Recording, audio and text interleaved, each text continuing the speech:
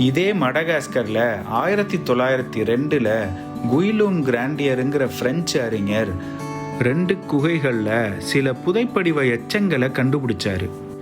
அதை ஆராய்ச்சி செஞ்சு பார்த்தப்போ அது இன்றைய ஃபோசா மாதிரியே ஆனால் உருவத்தில் மிக பெரியதாக இருந்த ஒரு விலங்குன்னு கண்டுபிடிச்சாரு. இதை அறிவியல் பூர்வமாக விவரித்து ஜெயிண்ட் ஃபோசான்னு ஒரு தனி விலங்காகவே அறிவிச்சாங்க. அது 6 அடி நீளமும் 25 கிலோ வரை எடையும் கொண்ட பிரம்மாண்ட உருவத்தில் இருந்திருக்குங்க.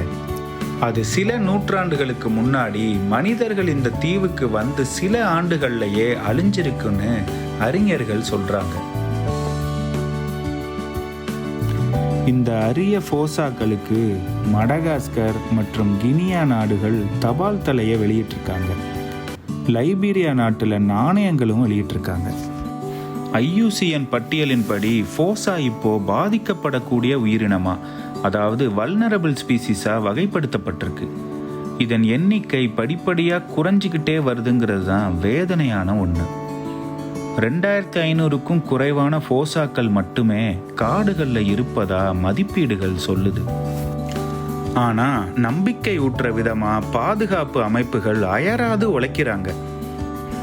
முக்கிய வாழ்விடங்களை பாதுகாக்கிறது, உள்ளூர் சமூகங்களுக்கு விழிப்புணர்வை ஏற்படுத்துறது மற்றும் அவற்றை எவ்வாறு பாதுகாக்கலாங்கிறத புரிஞ்சுக்கிறதுக்கு ஃபோசாக்களை பற்றி நல்ல ஆராய்ச்சி பண்ணுறதுன்னு பல முன்னெடுப்புகளையும் செய்கிறாங்க.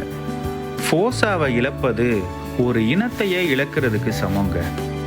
அது மடகாஸ்கர் போன்ற நுட்பமான சுற்றுச்சூழலையே சிதைச்சிருங்கிறது தான் நிதர்சனமான உண்மை. ஃபோசா இல்லாமல் முழு காடும் மாறக்கூடுங்க. அதை சார்ந்திருக்கிற எண்ணற்ற உயிர்களும் பாதிக்கப்படும். ஃபோசாவின் கதையும் மடகாஸ்கரின் கதையும் வேற இல்லைங்க. இந்த அரிய உயிரினம் சிங்கம் போல கர்ஜிக்கவோ அல்லது சிறுத்தை போல ஓடவோ செய்யறதில்லை. ஆனால் அவ வாழ்கிற இந்த காடுகளுக்கு முதுகெலும்பா இருக்கு. மிக சிறிய தீவுகள் கூட மிகவும் அசாதாரணமான உயிரினங்களை உருவாக்குங்கிறது ஃபோசா நமக்கு நினைவூட்டுதுங்க. இன்னைக்கு என்னோட சேர்ந்து மடகாஸ்கர் காட்டுக்குள்ள பயணிச்சதை நீங்க ரசிச்சிருப்பீங்கன்னு நம்புறேன்.